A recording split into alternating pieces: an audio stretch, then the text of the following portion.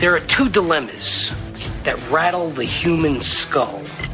How do you hold on to someone who won't stay? And how do you get rid of someone who won't go?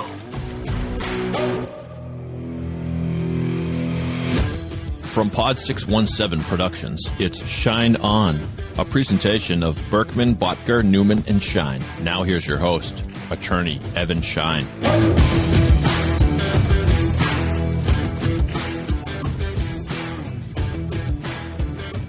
Episode 2 of the Schein On podcast. I'm Evan Schein. We have an incredible and fantastic show today. There was great feedback on episode 1. And as always, the legendary David Yaz, executive producer of the Schein On podcast. He is on the other side. Yes, on the other side of the New York-Boston divide, as it were. But yeah, really excited. I saw a lot of great feedback as well on episode 1, and off to a flying start as far as I'm concerned. And David, Nikki Bruno is our featured guest on today's episode of the Schein On podcast. Nikki is a divorce empowerment coach and founder of the company The Epic Comeback. Nikki's terrific work focuses on helping individuals navigate the world of high conflict divorce, emotional abuse, and life's most difficult transitions.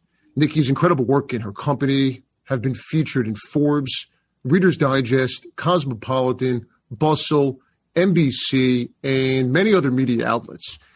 Nikki has a new program launching soon, and we're excited to talk to her about it. The program is called How to Get Over Your Divorce Before Your Divorce is Over.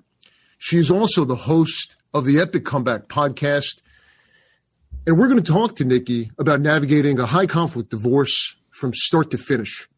How to start the process of getting over your divorce before your divorce is finalized. Lessons she learned from going through her own divorce. And happiness. How can you find it? How can you believe it will exist again? And why is it so hard for people to truly find happiness after the divorce process? It is an interview that you do not want to miss. And I want to get right into a few themes. And I want to start this episode by talking about holidays and holiday traditions. And as we sit here recording this episode 1 week after Thanksgiving, and with the December holidays and school breaks and vacations right around the corner, I'll tell you what, you can officially add holidays to the list of, well, everything that is different this year because of the pandemic and the coronavirus. Whether it was the in-person family get-together over Thanksgiving that didn't happen, the touch family football game that you just couldn't figure out how to play in a socially distant way, or sitting down to watch the Thursday night Thanksgiving football game that was sacked at the last minute because of the coronavirus, which continues to spread across the country and the National Football League, or the beach vacation in December that was now canceled. The truth is, right now life is different, and family traditions and rituals, those too are also different. And the holidays for many parents going through a divorce, or the first holiday season where the family will not all be together, it's one of the hardest times of the year for parents. And there's no shortage of articles and resources and tremendous professionals out there to help parents going through a divorce, navigating the holidays. But see, here's the thing. There's no playbook for anything in 2020. There's no playbook out there for how to handle life going through a divorce in the middle of a pandemic. Now you throw in the emotions and stress around the holidays. And as a divorce attorney who drafts holiday schedules all day long, who negotiates who's going to have the kids for Thanksgiving and the Christmas vacation, I'll tell you, this holiday season in the middle of a pandemic, it's as emotional and as hard for people going through a divorce as I have ever seen it. There's an absolutely terrific article in the New York Times that I read recently by Kate Murphy. And the title of the article is Pandemic Proof Your Habits. And the focus of the article is that too many people are still longing for their old routines.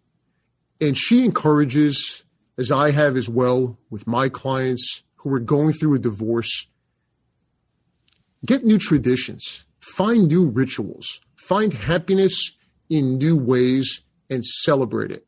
Find new ways to connect with your kids, find new ways to connect with your ex, and be optimistic that the darkest days are behind you with respect to the holiday season in 2020, and look forward to the holidays in 2021 when life may look a bit more normal. And maybe, just maybe, some of these new rituals that will come out of the pandemic, maybe they will become permanent family traditions in your household going forward as you navigate post-divorce life. But I'll tell you, just like there's no playbook for parents divorcing during a pandemic, there's no playbook for divorce attorneys. And this was no more obvious to me than it was during the days leading up to Thanksgiving. In a first for me, I negotiated who controlled the mute button on Thanksgiving. I negotiated whose Zoom account sent out the Zoom invite for the virtual Thanksgiving meal. And I negotiated who could be on the Zoom Thanksgiving. Yeah, you heard that right. See, people were actually creating invites for their virtual Thanksgiving because for many people, staring at your ex or a family member that you don't like on a Zoom, it's worse. It's harder than just being able to go in the other room with a plate of food and watch the Cowboys lose in another game in what's shaping up to be a totally lost season for them. Let's talk divorce and entertainment. Whose divorce is more in the news these days than Dr. Dre? I woke up the other day to the latest breaking news in Dr. Dre's divorce saga. The headline read, Dr. Dre is now threatening to call his wife's bridesmaids to testify at their trial. Oh, boy. Never a good thing. That's delicate. That's delicate. That's real delicate. And David, after I had a pretty good laugh, I was reminded of a case I had several years ago, and I'll never forget it. I'm in my office on a call with my associate, and we're on the phone with a client. And this was a really high conflict divorce. And my client was angry. And justifiably so. Probably about 60 seconds into the call, he said, Evan, if she wants a trial, let's have a trial. It didn't stop there. He went off. He said, Evan, I'll call her bridesmaids to the stand. They never liked her anyway. I'll call the florist. I'll call the wedding planner. I'll call the band leader. My wife couldn't even pick a song for us to dance to. I'll get the band leader to testify. And my thought was, really? Is that what you think is relevant after 25 years of marriage? I mean, I said you might as well call her second grade teacher to the stand because the relevance is the same. And you see, as a divorce attorney, I see good and rational people at their worst. Divorce is hard. Divorce is emotional. And this was the response from an otherwise pretty calm and level-headed person. And as a divorce attorney and litigator and someone who spends more time in a courtroom than in his own living room in any other year but 2020, the evidence and testimony you present to the judge on behalf of your client, it needs to be relevant. It needs to be material. It needs to support your client's position. And I often tell clients this exact bridesmaid story. When I prepare clients for trial, when I sit down and develop a trial strategy and go over the evidence to submit and the evidence and witnesses that are best left at the altar. I want to touch on conflict and parenting. I read an article in the Daily Mail by Steve Dowdy. The title of the article was Divorcing Parents Who Can't Look at Each Other in the Eye Should Be Forced to Attend Re-Education Courses Before They Are Allowed to Share Custody of Their Children. I have 3 words. I love it. I absolutely love it. Let me say it again. I love it. Did you say it's called a reparenting course? It's a re-education course. Re-education in parenting? Yeah. Re-education in parenting, and I love it. And the concept and the article, it really goes on to talk about a fundamental principle. Only if parents can look at each other in the eye when they exchange their children, only then should they be considered responsible parents. The article talks about how the silent treatment or ignoring the other parent, how it's a sign of parental conflict and will increase the risk of harm to a child if it continues. And parents who engage in frequent, intense, and poorly resolved interparental conflict, how it really puts a child's mental health at risk. I had to sorry to interrupt you, Evan, but I had to take one of those classes in Massachusetts upon filing for divorce. That's a rule to take a class. And you know what? It wasn't bad. It was fine. Is that a mandatory? Yeah, there's a mandatory parenting class when you file for divorce. So, David, I'll tell you what, I think it is a fantastic concept, the education, the things that people and parents can learn when you take a course and a program like this, whether it should be a requirement, whether it should be mandatory. Look, we can have that debate, but I think there's some tremendous benefits from enrolling in classes like that. All right, Evan, as we do every week, are you ready for the docket, sir? Let's get into it. I'm ready. Let's do it. And now, let's see what's on the docket. So, as we do each week on the Schein On podcast, I throw a couple of news items Evan's way and just kind of see how he reacts to it, most having to do with some aspect of divorce. Kelly Clarkson, the former American Idol star and, of course, recording artist, is going through a divorce like so many other celebrities. She actually talked about it on her show a little bit. Glennon, you write about the public fallout from your divorce. I'm obviously going through one right now. It's horrible. There are so many hard parts. The hardest for me is the kids. That's the hardest for me. I think as women especially, we're trained, Alicia and I were talking earlier, to take it all on and you can deal with it and you're fine, but it's your babies that you worry about. So what was the hardest part? Because you also did it publicly. And that's a hard thing as well. What was the hardest part getting through all of that? So she was posing the question to a guest, Glennon Doyle. But what I got out of that was that, like she said, it's hard. And it must be doubly hard for a celebrity. I mean, nobody's weeping for Kelly Clarkson and all her money and success, but to be high profile, to have the kids already in a high profile situation, and then to be going through a divorce. And I know you've handled cases like this, Evan. So what are your thoughts? David, my takeaways is wow. Kelly Clarkson, here she is, a celebrity going through a divorce. There's been so much attention on her family, her kids, but wow. What candid thoughts, what great advice.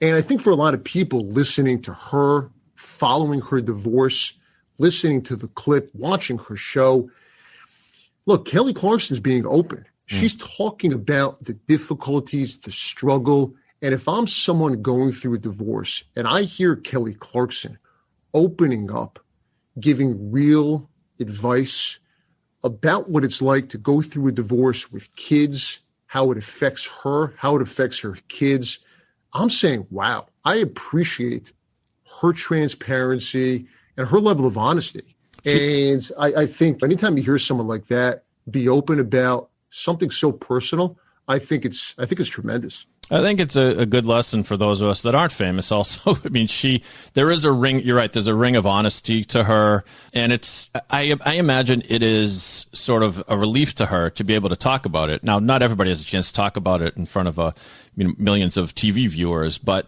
I found that the more I talked about it during my divorce, it helped, and it helped remind you to say things out loud like that. Helps remind you. And she's right. It is all about the kids, and not everybody gets that right. Some people get fire in their eyes and do damage to the kids, but it's good to hear Kelly's at least got the right attitude about it. So I agree with you. Good advice. Well, absolutely. In divorce, it's lonely for a lot of people, and people feel that they're alone going through the process. And to hear Kelly Clarkson open up about it, I think is great. And it reminds me, Nicole Kidman, who is the star of the great new show on HBO, The Undoing. I'm watching She's been open. Yep. Yeah, it's fantastic. I finished it the other night.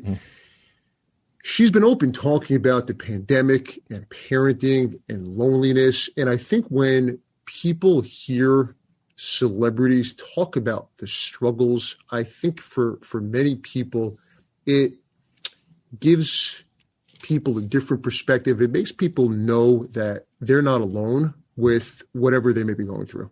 We might have to have your official review of The Undoing in a future episode, Evan, because I'd be curious to hear your thoughts. Because the show it's fictional, of course, but it is about marital strife. It's about marital strife. It takes place in New York City, right. And I think it's absolutely fantastic. And yeah, I couldn't get enough. Anything with Donald Sutherland, I'll watch anyway, who plays her dutiful dad. All right, so next item on the docket, we have an article here from Healthline.com, which poses the question, what's the hardest age for children to see their parents split? And then it breaks it down into categories of how old the kids are. The article reads, divorce is hard on everyone, whether you're 32 years old or just 2, whether you're one half of the once happily married couple or the product of that happy union. Divorce isn't something you typically expect to plan for. The article doesn't really make a conclusion other than say the short answer as to what age is hardest for children to split is that it affects children of all ages, but it's probably hardest on elementary age kids for reasons the article goes on to talk about. So I know this comes up, Evan, and some people just like to answer it, well, there is no good age, so you might as well get divorced now. I know some couples who waited until the kids went off to college to divorce. What are your thoughts on this? David, it's such a great topic. It's such a great article with tremendous insight. Divorce is hard. It's hard for parents, but it's really hard for kids. And I think it's an area that is overlooked. I think it's an area that is not given enough attention. I think mental health in children, it's incredibly important when you take a look at the transition for kids going through a divorce. There's so much focus on, are the parents going to be okay? What is life going to look like for the parents going forward when they go from living together to living separate and apart? How about the kids? And to me, the takeaway from this article is, sure, you can look at elementary school kids and a certain age group and say it's incredibly hard. And all that's true. And the transition, and the article talks about all the different age groups and the struggles that all kids may experience depending on their ages. But I think a takeaway is it's hard for all kids. And I think there should be even more resources, greater education, and a recognition and focus that divorce is hard for parents, but it is incredibly hard for the kids who are experiencing it with their families. Yeah, and I think I would pick up on that by saying, if the answer is what's the hardest age for children to see their parents split, the answer is probably they're all kind of hard. So rather than focus on trying to time your divorce the right way, maybe just focus on whether you should be getting divorced and then the best possible way you can do it to limit the damage to the kids. And it's all the things that I'm sure you tell your clients, try to keep a uniform front in front of the kids. You're not divorcing the kids. And at some point, I remember I felt sort of incredibly guilty. But at some point, I came around to the fact that the kids are always going to be my kids. They're always going to be mom's kids. That you can preserve that. Not that it's not going to be sad. It will. But the kids will eventually grow up and not spend 100% of the time thinking about their parents. They will have other things to think about eventually. Yeah. No, they will. And David, look, my practice, I talk to therapists. I talk to mental health professionals all day, every day. And I think a lot of professionals will tell you the longer you wait to get divorced, trying to figure out, is this the right time? Should we wait until the kids go off to college? The truth is, it's also not healthy to take that approach and have your kids experience and see any negativity that is in the household, any negativity between their parents. So on one hand, there's a lot of research out there that analyzes the different age groups and when's the right time to get divorced. But the other side of it is what? The alternative is, how are your kids experiencing your relationship as a parent? And I think there's something incredibly important to be said for that. So third on the docket, counselor, is the topic of Princess Di and Prince Charles and their marriage and divorce being sort of re-examined and resurfaced. If I know you don't watch it, Evan, but I'm a fan, and since you don't watch it, I'll play a little clip of the TV show The Crown, which is a big hit on Netflix. And here's a depiction of Charles and Di and a sort of a moment in their marriage. What you'll hear is some music. Princess Di is dancing to it's actually a Billy Joel song, but it's some kind of event, and she's going to get the applause, and then you'll hear Charles and her in a limo afterwards in their private conversation. Here it is.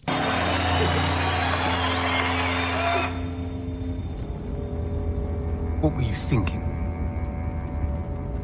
I was only trying to make you happy. That grotesque, mortifying display had nothing to do with me or my happiness. 8 minutes they were on their feet, cheering you. Tomorrow, the newspapers will be about nothing other than you. And people will see that it was about my feelings for No, you. if you had any feelings for me, if you had any understanding of me, if you had anything between your ears other than self-obsession, public displays like that horrify me. Everything I do seems to horrify Increasingly, you. yes. I never thought you'd manage this, but you're really succeeding now. And what's that? I'm starting to properly loathe But you. what's taken you so long? The rest of us have been there for some time. Ooh, that is just nasty to think that's the way that might have gone down. Anyway, there's an article recently on popsugar.com, and the headline is "The Real Story Between Prince Charles and Princess Diana's Separation." The article doesn't actually define what the answer to that is. I mean, perhaps no one will ever know, but it is pointed out in the article that in Diana, Her True Story, Diana shared that Charles always wanted a girl. Harry was a boy. His first comment was, "Oh, God, it's a boy." And then his second comment was, "And he's even got red hair." Though she said Charles brushed it off as a joke, she was extremely hurt. So who knows? In watching the show, I have started to realize that at least the popular opinion of this thing is that they actually never had a happy marriage, that it was more like an arranged marriage. And as will happen sometimes with people in the public eye, maybe they get married for reasons other than true love. And in this case, of course, they wanted the dream wedding, which they did give to us. I mean, I'm older than you, Evan, but I'm sure you remember that it was the most watched event in the history of TV, I think, at the time, at least right up there. And I don't know, your thoughts in looking back on this? Well, my first thought is I just added The Crown to my must-watch list. It really is a great show. It's just very well done. And I'm not a guy that likes those cultured masterpiece theater type things. But it's just well done. I mean, here's what registers with me, is I think it's spot on. I mean, I think there's a lot that goes on in certain relationships, certain marriages, high-profile celebrities, that the outside world just doesn't know. And they're not going to know. And there's reason people enter relationships. There's reasons people get married. And look, sometimes it is about love. And a lot of times it's just not. And I'm not saying that was the situation here. I'm saying that a lot of times things happen in relationships, happen in marriages. And when you're a couple and celebrity status, and the outside world is just not going to know. And the conversations, the disagreements that people have in their marriages, in their relationships, they're real and they exist for all people. No matter how high profile someone or a couple may be, nobody's immune from having discussions, disagreements on several topics. Yeah. And that's on Netflix, that show, and you get an idea of something that I'm sure you're very keen aware of, not just for famous people, but for everybody. Don't assume what's happening behind closed doors, whether good or bad, right? Sometimes we see couples that we thought were made for each other.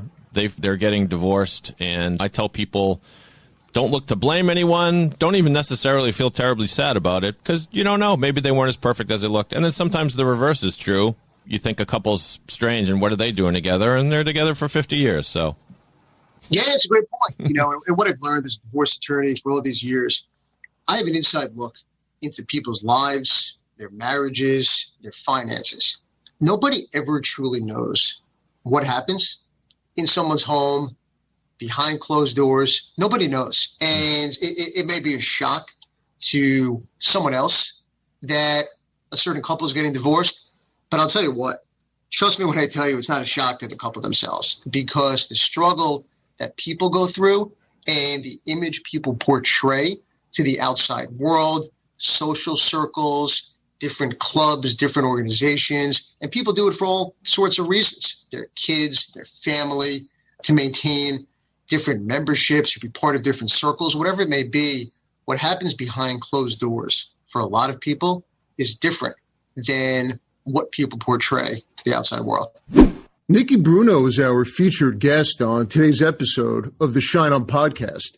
Nikki is a divorce empowerment coach and founder of the company, The Epic Comeback. Nikki's work focuses on helping individuals navigate high conflict divorce. Nikki's work, her company, and her approach to working with clients during such incredibly difficult life circumstances has been featured in Forbes, Reader's Digest, Cosmopolitan, Bustle, NBC, and many other media outlets. Nikki has a new program launching soon, and we're excited to talk to her about it. It is called How to Get Over Your Divorce Before Your Divorce is Over. She's also the host of the Epic Comeback podcast, and she is nice enough to join us. Nikki, I appreciate the time. How are you?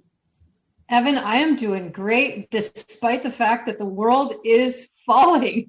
I'm so happy to be with you today. Thank you, Nikki. We are going to touch on a few different and incredibly important topics. And I want to start with asking you, as a coach who helps people navigate the complicated and emotional world of divorce, tell us what you see people really going through day in and day out during the divorce process, as someone who lives and breathes the process with her clients. The divorce process, especially the high conflict divorce process, is really asking a human being to do the impossible, which is to make a long-term series of very practical and extremely important decisions about not only their day-to-day lives, but also their future way down the road, particularly if they share children with their spouse, at a time that is extremely emotionally difficult, traumatic, disruptive. And even some of my clients even feel desperate during the process. There are so many unknowns. There's so much anxiety. There really isn't an area, an aspect of your life when you're going through the divorce process that isn't being touched, probably negatively if it's a high conflict process. And yes, there could very well be some positive things going on in your life and some joy, but that's how I think about it, that we as individual adults and kids, everyone in the family, including even friends, extended family, are going through a process that is very disruptive and very painful. And Nikki, I want to ask you about your own divorce, something that you've been very open about, very candid. And how did your divorce experience and the process that you went through, how did it shape and influence the work that you do today as a coach, helping people navigate their own divorce process? My personal divorce process almost 100% shaped what I do today.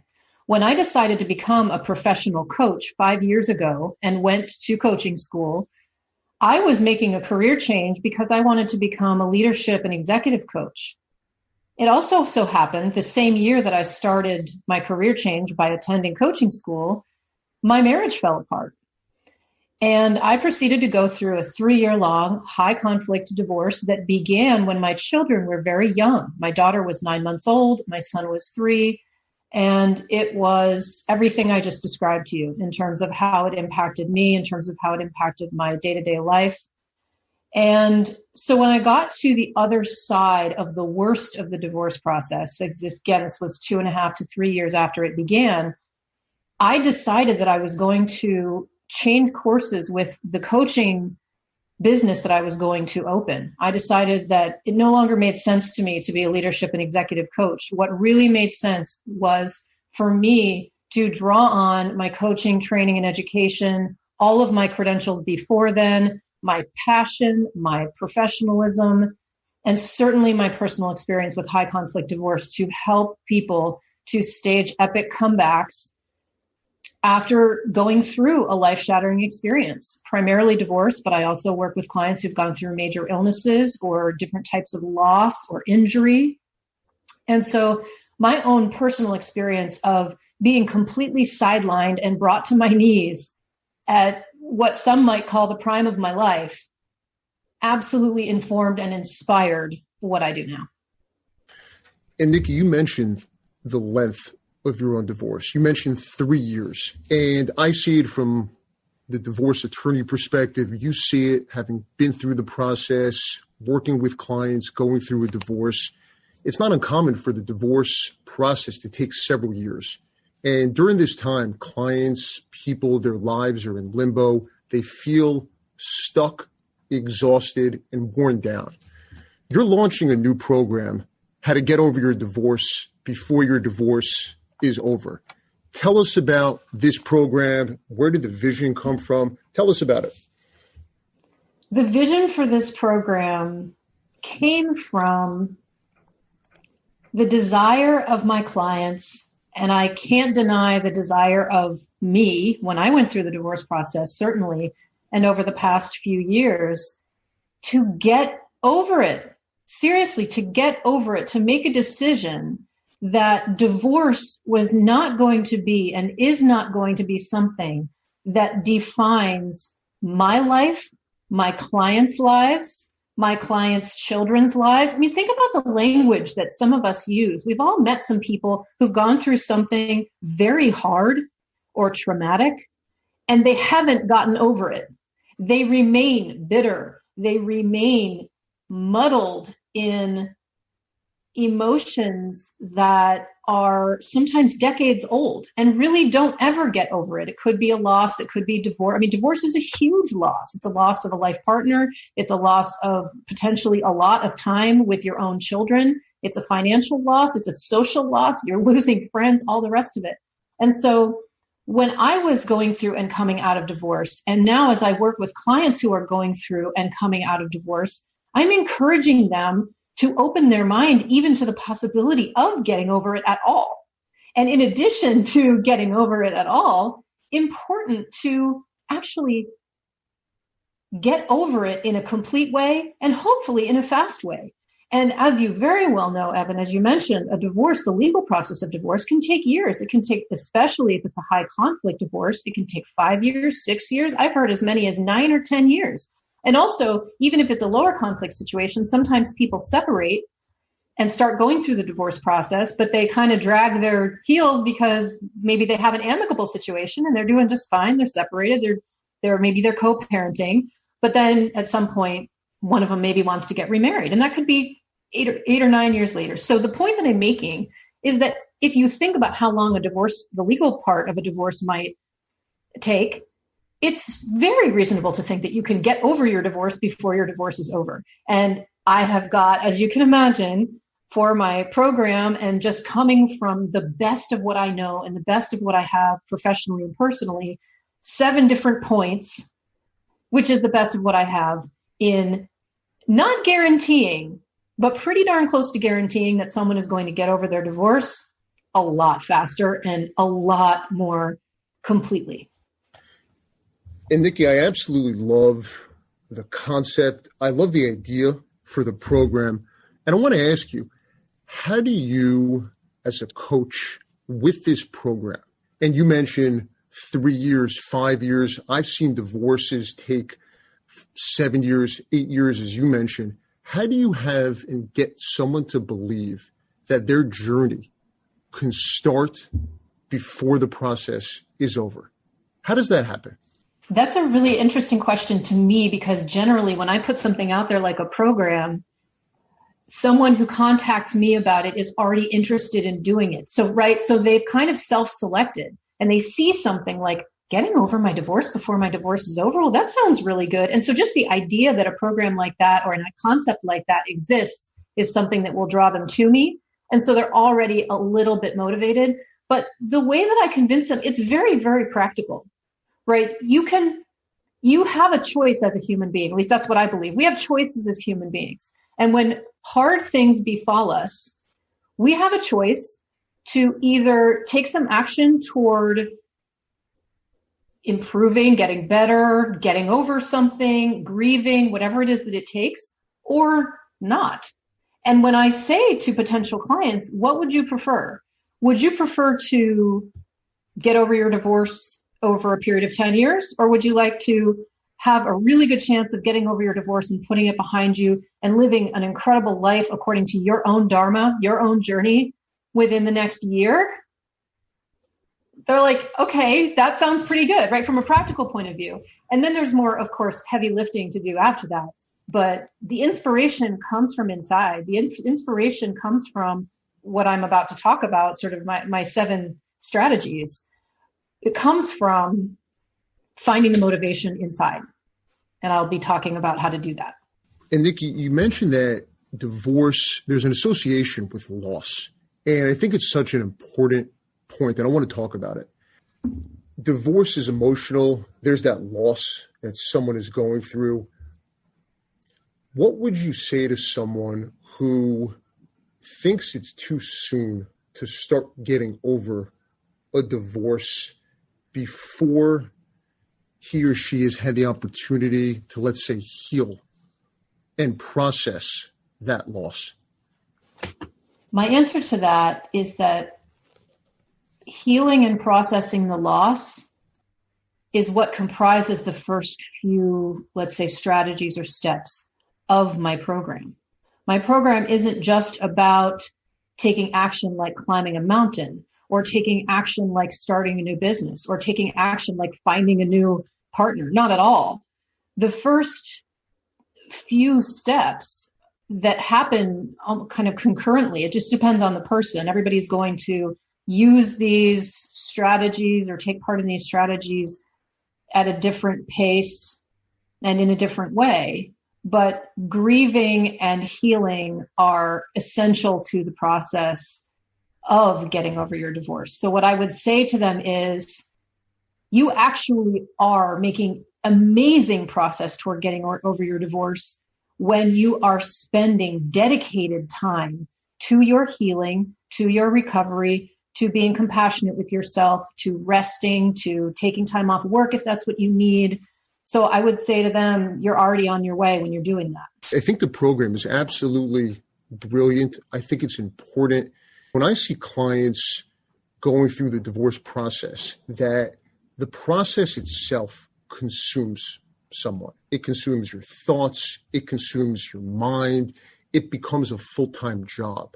And as I listen to you talk about this new program, there seems to be a focus on oneself, on moving forward with next steps, moving forward with the journey to find happiness. And really, is the title of the program says, getting over the divorce.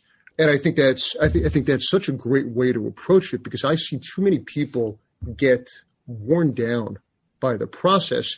And I want to ask, in a very long divorce that takes several years, how hard is it for someone who does not focus on themselves and the journey to find happiness before the process is over? How much harder is it for someone who waits 3 years, 5 years, even longer than that, until their divorce is finalized to start their journey? Wow, do I love that question. I think what would make it hard is that on an emotional level, when you're going through something, it might be easier to access those emotions than it is, let's say, 5 years later or longer. And if you have the right support, such as a therapist, and a therapist, by the way, I'm a coach, I'm an empowerment coach, but I highly, highly recommend that anyone who's going through a divorce, particularly a high conflict divorce, but really any divorce, work with a therapist. So I'm not just talking about, skip the therapist and work with the coach here. So I think that one thing that could make it harder is that if you really truly want to heal and you really truly want to recover from an emotional process, you have to be able to access the emotions. Now, some people, if they're going through an especially high conflict divorce like I was, you might need to have a period of time, maybe a couple of years or more, before you would be ready for, let's say, the more active components of a program like mine. Because when you're going through something super hard and something traumatic, the brain and the body have a tendency to kind of protect us from those feelings, right? So we may need some time before we can really access those emotions and process them and then release them. But to the extent that it's possible for people to start that grieving process, that mourning process, that healing process from an emotional point of view, if you're willing enough and courageous enough, and you're working with somebody, again, who's able to support you in that way, then doing some of that healing while the process is actually going on is like, you get an A+ for that. It accelerates the process. It's actually central to what accelerates the process. And it's central to a program like mine. If you're going to get over your divorce before your divorce is over, you have to start grieving now. You have to start processing now. That's really one of the main keys. And Nikki, you mentioned a team of professionals, and I know in your program you referred to it as a VIP team. You mentioned a therapist, you're a coach, I'm a divorce attorney.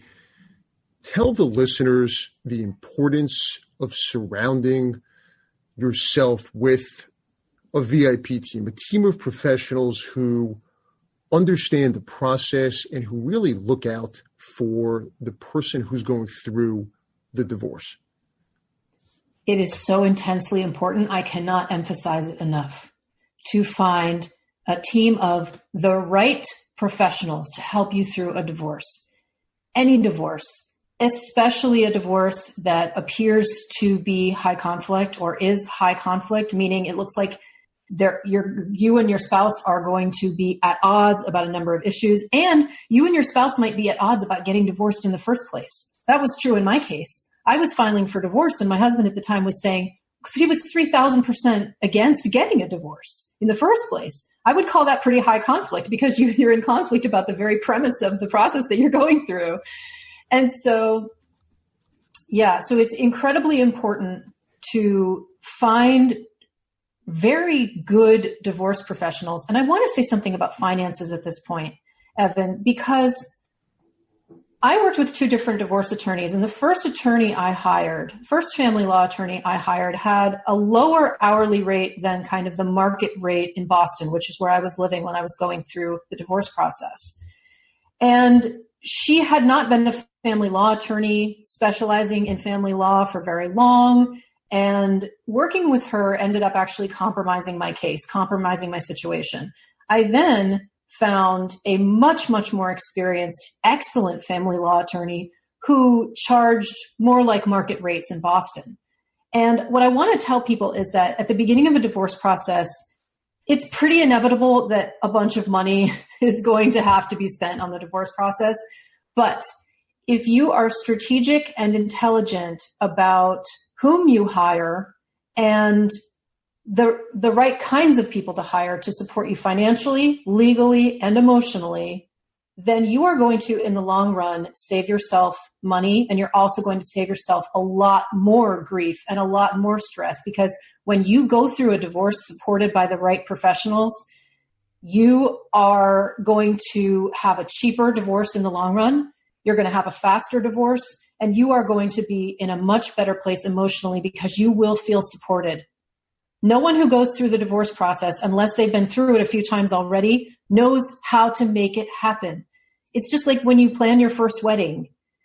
You don't really know how to do it, right? And it's the same thing with divorce. No, Nobody becomes an expert on divorce because they want to, because they want to for their own relationship. Nick, you're absolutely right, and you use the word "right" a few times in describing the importance of hiring the right professionals, the right team. I see it in my practice. Clients will come in, they'll look to change attorneys, and you're right. When it comes to surrounding yourself and a client with a team of professionals, it is incredibly, incredibly important. And I think you make a really outstanding point. At the beginning of a case, what would your advice be and recommendation to someone who's starting the divorce process? How can someone educate themselves on finding the right professionals, right attorney, right coach, the right team?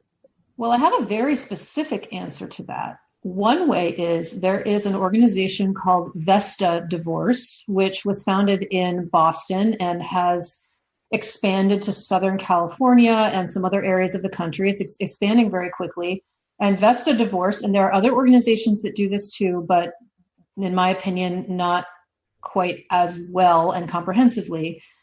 The professionals who are affiliated with Vesta are all divorce-related professionals who've gone through a very stringent vetting process, and they hold 3 to 4 events per month that are educational and empowerment events for folks who are anywhere in the divorce process. And they're free. And there's no pressure to work with these particular professionals. And so I would recommend that people look into Vesta Divorce. And I also would recommend that when people are going through the process of potentially engaging attorneys, mediators, certified divorce financial analysts, coaches, therapists, etc., interview, I would say, at least 2, ideally 3 people in each of those professions so that you can use your head, your heart, and your intuition, your gut, to make a more educated decision. And like I said before, when you're going through a divorce, it's so close to an impossibility to make really good decisions if you're absolutely flooded with emotion and all you want to do is be under your blanket in bed. However, I do highly recommend almost like forcing yourself to take that extra time to interview multiple people for each role. Nikki, I want to ask you about the Epic Comeback Toolkit that's part of your program, that's part of the Epic Comeback journey. And specifically, I want to ask about the concept of belief. And as a divorce attorney, I find clients struggle with believing that they will truly find happiness again.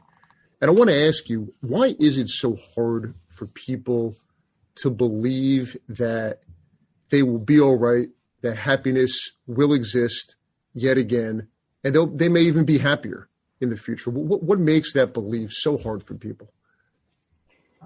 Speaking for myself and also for several of my clients, one of the most staggering losses, if not the most staggering loss of going through the divorce process, is that you are experiencing the loss of a narrative that you have been telling yourself about your life and your family's life just about since you were born.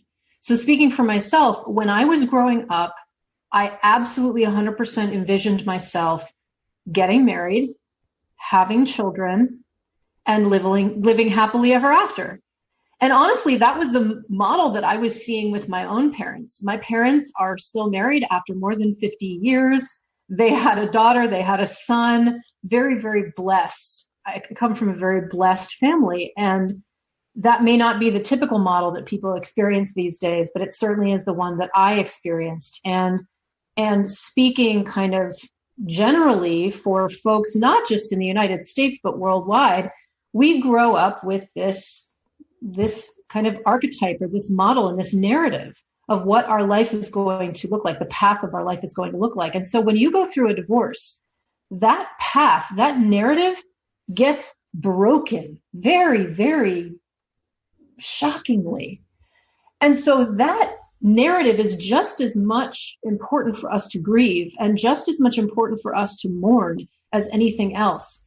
And so imagining what a life could look like beyond divorce and imagining that it could possibly be as happy or that it could possibly be as complete or that it possibly could be as satisfying is very, very difficult for people because they don't have any other narrative. Sure.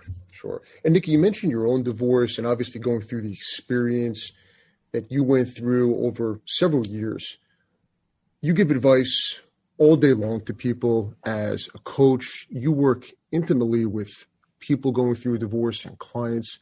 What's the one piece of advice that you wish someone told you when you were going through a divorce and starting the process?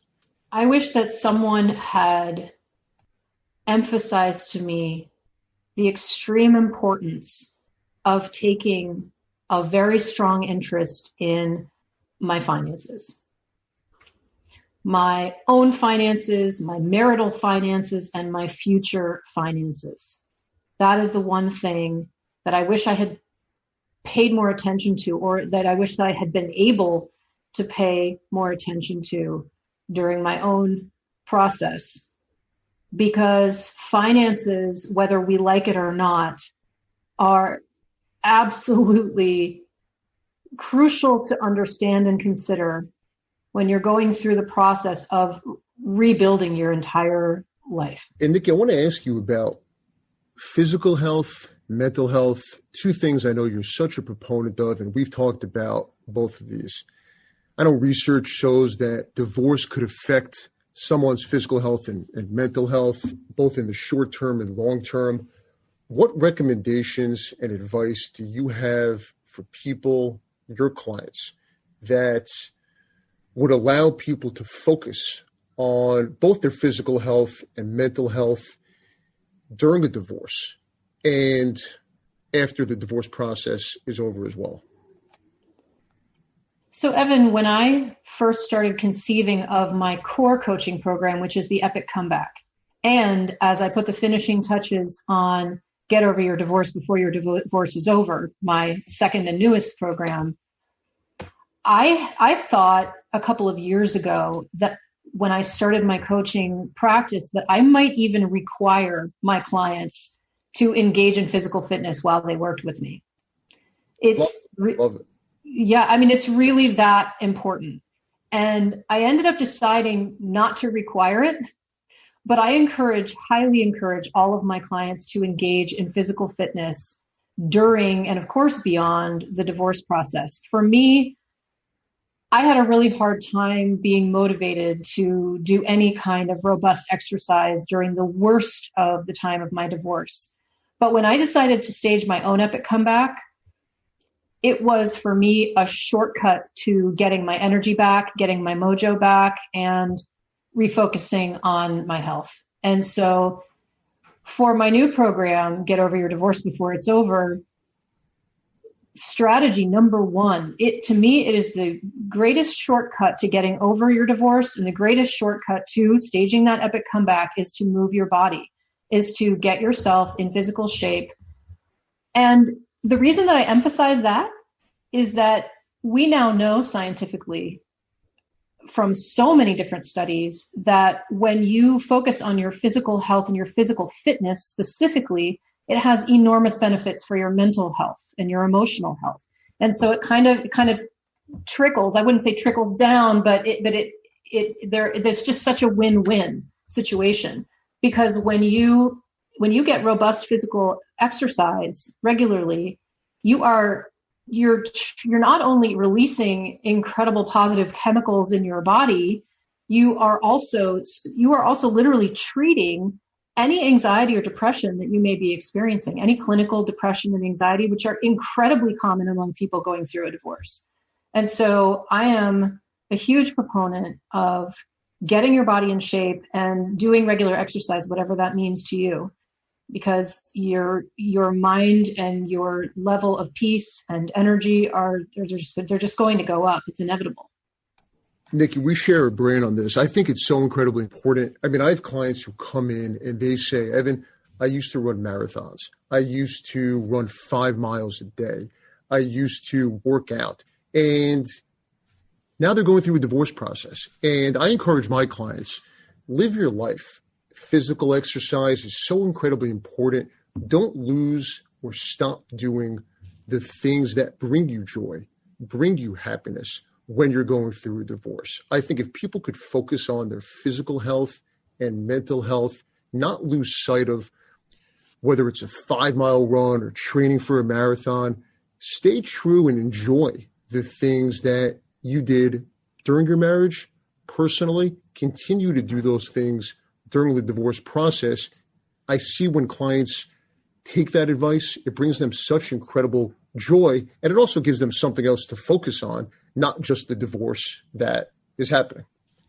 Yes, and I would add to that, we do share a mind on this, and I've already stated what I believe is the importance of physical fitness. To me, what is more important than that is self-compassion. I believe that self-compassion is the highest form of self-care. Everyone's always talking about self-care these days. It's a phrase that drives me nuts because I just don't like it anymore because it's kind of like a fad, right? Like, hey, everybody, let's do something unusual. Let's take care of ourselves. We should always be taking care of ourselves. But what I say is that self-compassion is the highest form of self-care. If you're going through a divorce, you are a human being who is handling a staggering amount of grief and potentially a staggering amount of trauma. If you've been in an abusive situation or you've been in a situation where your spouse has been engaged in criminal action, I mean, you know this very well, Evan. There is some stuff that hits the fan in relationships, right? Absolutely. I see it all day. You see it in your work. Oh my gosh. Talk about the apocalypse. Like 2020 is the apocalypse. Imagine going through a divorce during 2020. And that's a whole other podcast. But the point that I was going to make is that if you are during your divorce, if you're finding it hard to get motivated to exercise, if you're finding it hard to get through a meeting at work without feeling like you need to burst into tears, if you are snapping at your kids or at your spouse or at anyone that you know and acting not like yourself, please have some compassion for yourself for that. If you need to clear your schedule for a week, if there's something that you need, you really should do it. And so I agree with you. I totally agree with you, Evan, that it's important to continue doing the activities that normally bring you joy and that normally keep you in balance and peace and at peace. But sometimes during the process, you feel like you're hitting the floor and you might need to suspend those activities and you might need to take a break. And what I say is give yourself a break because you're a human being going through something hard. And for me, it's kind of a paradox for me. I'll say that when I give myself compassion about something, like let's say I don't feel like getting up and doing my workout, and I then give myself compassion and even give myself permission not to do it and say, yeah, I could not work out today and maybe I could do this instead. And I'll give myself that compassion and that permission. But somehow, because I've released how important it is and I've given myself compassion, it often provides motivation for me to actually get up and do the thing. It's a really weird kind of psychological thing. I hope I'm not alone in that. Maybe I am. No, you're not. I think it's such a great point. I really do. Nikki, I want to go back to something you said a little while ago, which was education at the beginning of the divorce process. And someone doing research, somebody spending the time working to find the right attorney, find the right coach, find the right therapist. I want to ask you, if someone in the beginning of a divorce process thinks that their divorce is likely to be high conflict, what could someone do to change the course, avoid a high conflict divorce, or is it likely unavoidable in some respects? It could very well be possible that the level of conflict in a divorce is just going to be real high. It could be in some cases. But what could you do? I think the best answer to that is to find someone, if you possibly can, who doesn't have a stake in you hiring them, and educate yourself. This can happen on Google, but really better to happen with somebody who maybe call your local bar association and find someone you can talk to about the different options for going through the divorce process to begin with. A lot of people avoid doing that or don't even know that there's more than one option. I think still, unfortunately, even though there are different ways to go through the divorce process, I think still people assume that they need to hire a lawyer and litigate. And that's just not true. You don't have to. I happen to believe that we need our litigators. We need our good litigators. And sometimes there are divorces absolutely that need to be litigated, especially when there's some kind of abuse or domestic violence or just really, really rotten things going on. There's some things I continue to believe that you're not going to be able to mediate, for example. So I think the best step to take is to educate yourself about in the big picture what a divorce process can look like. So the difference between litigating with an attorney or the difference between hiring an attorney but then not necessarily going to court but trying to settle with the other person's attorney. Mediation, working with a mediator where you don't necessarily have to involve an attorney until the very end of the process. Or collaborative law, just understanding what all the choices are. That's really important. And if you do some good research online, you're going to be able to glean that information. I'm just saying that I think if you can find one person who will give you that kind of overview, it's going to be take a lot less time and be less painful. Nikki, that's such a great point. I think understanding the different ways to separate the different process choices that may be available to someone, it's so incredibly important. And Nikki, I want to ask you one final question. And as we talked about, I love the name of your company, The Epic Comeback. And I think it really describes brilliantly the second act for someone, and that the road ahead, while it may be tough, with the right team of professionals, the right support network, and the right advice, it really can be nothing short of epic.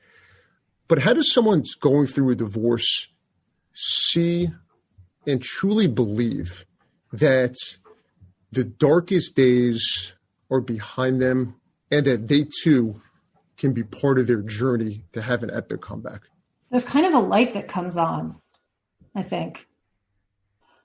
I don't have a really concrete answer for that because I think a lot of it has to do with kind of faith or a person's sense of spirituality, or really sometimes it's just time passing, honestly. Sometimes it's time passing where you get to a point where you start to see and feel the sun again, right? You get to a point where you start to feel that joy again. And that's probably going to happen in time. But if you have really incredible professionals around you who believe in you and who give you what I call aspirational support, which means when you're working with me, you're working with somebody who already has staged an epic comeback from divorce.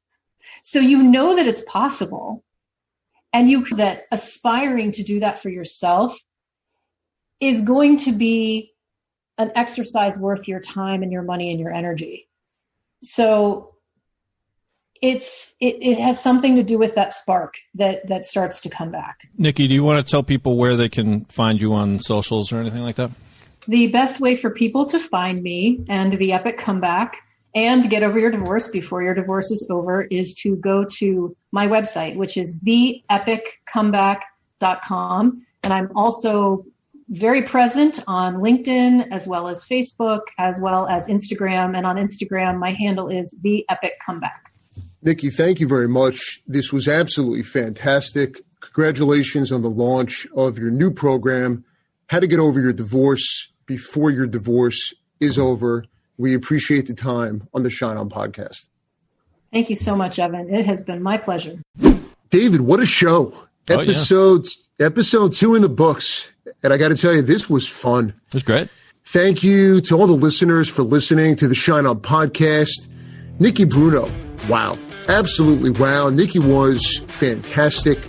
To the listeners on Apple, Spotify, Stitcher, and wherever else you listen to your podcast, thank you for listening. Please hit the subscribe button and leave a review. You can follow me on LinkedIn, Instagram, Twitter, Facebook. I'm Evan Schein, and we'll talk to you again real soon.